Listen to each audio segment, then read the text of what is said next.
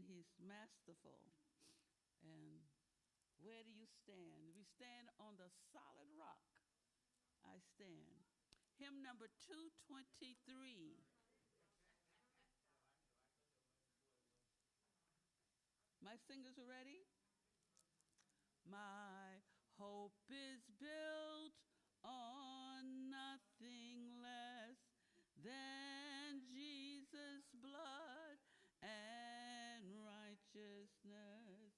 I dare not trust the sweetest frame, but wholly lean on Jesus' name, on Christ the solid rock I stand.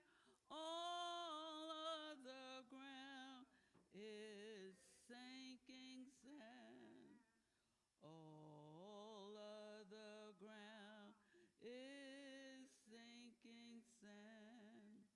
When darkness veils his lovely face, I rest on his unchanging grace. In every high and stormy gale, my anchor holds within the veil. On Christ the solid rock I stand. All of the ground is sinking sand. All of the ground is sinking sand. Fourth verse. When he shall come with trumpet sound, oh, may I then in him be found, blessed in his righteousness alone, faultless to stand before the throne. On Christ let rock I stand. All of the ground is sinking sand. All of the ground is sinking sand. On Christ the solid rock I stand. All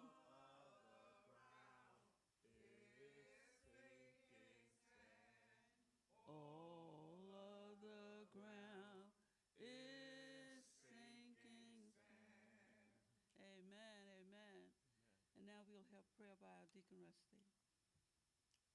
Let us pray. Heavenly Father, we're coming to you humbly but yet boldly to say thank you, Heavenly Father. Thank you for this Sunday school, Heavenly Father.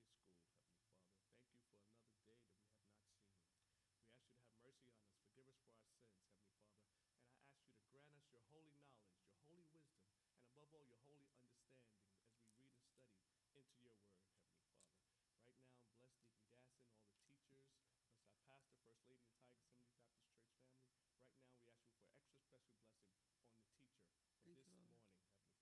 Bless him, fill him with the Holy Spirit, allow him to speak and teach as you see your people stand in need of. We ask you this in all things in Jesus' name. Amen. Amen, amen, amen. Thank you. Let's go to our opening so we can get into our lesson.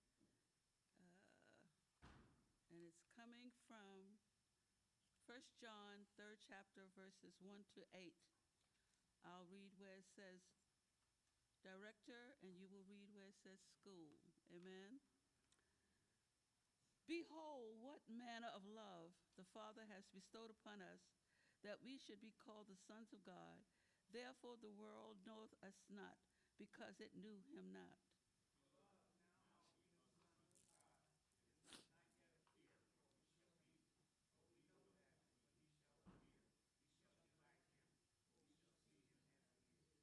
And every man that has this hope in him purifies himself, even as he is pure.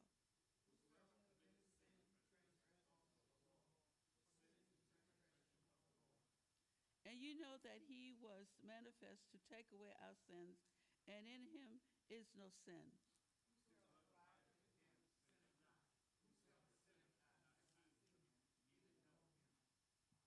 Little children, let no man deceive you, that he does righteous is righteous, even as he is righteous. He that comes.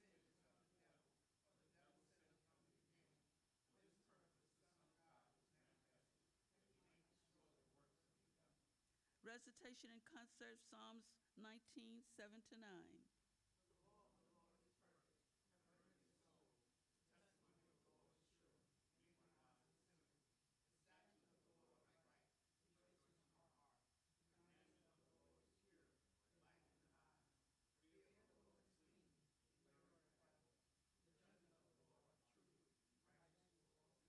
Amen. Amen.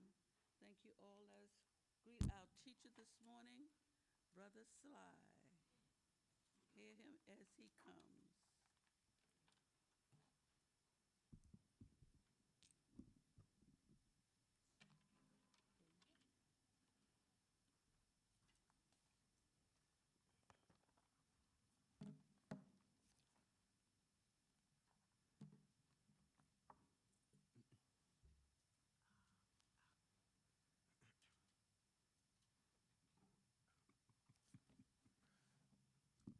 First, giving honor to God, the absent pastor, ministers and reverends, deacons, and my brothers and sisters in the Lord, and anyone else watching. Okay. We are coming from the Old Testament. And this is well, if you read the Bible, a well-known story in the Bible. So open up to the book of Ruth, because we are going to read the first few verses of the first chapter, because we need some background on the lesson. The title of the lesson is A Noble Family Tree. And we are talking about the tree that we are grafted into if you've accepted Christ as your Savior. And if not, you should accept Christ as your Savior, because you don't want to go to hell. And that's the only way not to, no matter what anyone tells you. A noble family tree. It's the line of David that we are talking about. Christ is descended from the line of David on both sides of his family, and we are grafted in through Christ into that spiritual family, all beginning with Abraham, passing all the way to David, all the way to Christ, all the way to us. But along that road, from Abraham to David to us, to Christ to us, there was a person. And that woman's name is Ruth. And that is what we're going to be speaking about. So let's read Ruth 1. Anybody want to read the first? Let me see here so we can get a good background. Up to 6.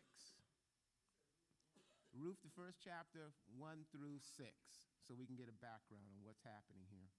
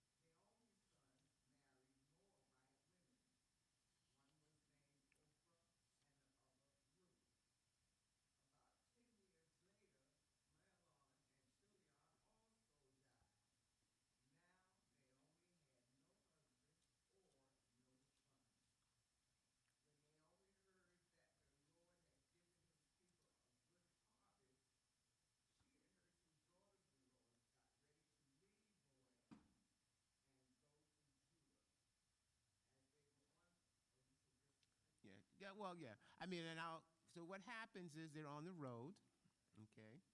And on the road, Oprah and Ruth, who were the two daughter-in-laws of her deceased sons.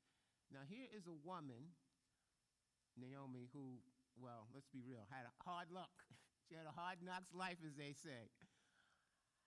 Her family moves to Moab. Now, Moab, the people of Moab were descended from unfortunately, Lot. Okay, let's go get. You remember Sodom and Gomorrah, and the Lord rescues Lot out of Sodom and Gomorrah with his daughters. One of the daughters gets him. The daughters get him drunk, and one of the daughters has a baby, and that baby becomes the descendants of the Moabites. So, the Jewish people are related in a way to the Moabites, but the Moabites worship pagan gods. Right, exactly. The name was Moab, meaning of father. So I mean, that's crazy. She didn't even try to hide the fact that she got him drunk and raped him and had a baby from him, and then named the kid from father in the Jewish language. So their start was a mess, the Moabites. But the point is that the Moabite people were descended from incest, and they worshiped pagan gods. Now, why would Jewish people end up in this land? Now, they kind of had a family connection through Lot and Abraham, but the reason that they ended up is because, if you go back to what our sister Queen read, there was a famine. And so, the people, and this took place during the time of Judges. Now, you know the time Gideon was a judge. This time was before they had the kings and after they came into the land. And in Israel, the people did the same thing they usually do. They'd go into sin. God would send a judge, rescue them. And the judges were basically prophet warriors, if you think of it that way. God would send a judge. They would be rescued. Then they would go back into sin. And this whole pattern kept going on and over and over and over and over. Just read the book of Judges. During this period of time is when this event takes place. And the family goes to Moab because there's famine. Unfortunately, the husband dies. Then the two sons who had gotten married, and this all took place during a 10-year period, die. That leaves Naomi, a widow with two daughters who are also widowers. They are staying with her. They have become the caregivers, in a sense, of their mother-in-law. Both of these women were very faithful, because some other women would have said, listen, okay, sorry, you're out of luck. We got to go get some other men. But they didn't. So they on their way back to Israel, because they had heard that now Israel was being blessed again. A decision is given. Naomi says to her two daughter-in-laws, they weren't daughters by blood. Remember that. They were not daughters by blood. This is important. You can go back, have a life, get married, go back with your families. I don't have anything to offer you. Now, anybody remembers what happens? What did Oprah do and what did Ruth do?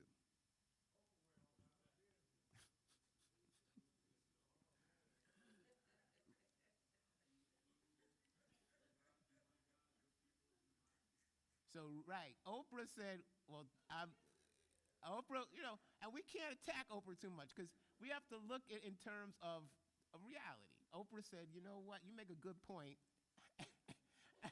There's really nothing there for me. My family's back here, okay? My family's from South Carolina. I don't know why I'm going to stay with you. We were in New York. We had things good. Now everybody's going. You know what? I'm not moving to Jersey with you. I'm going back to the Carolinas with my family. So Oprah goes back. Ruth says, no, my God, your God is my God. I'm going to go with you. That was a huge commitment. Because she did not know what her future would hold.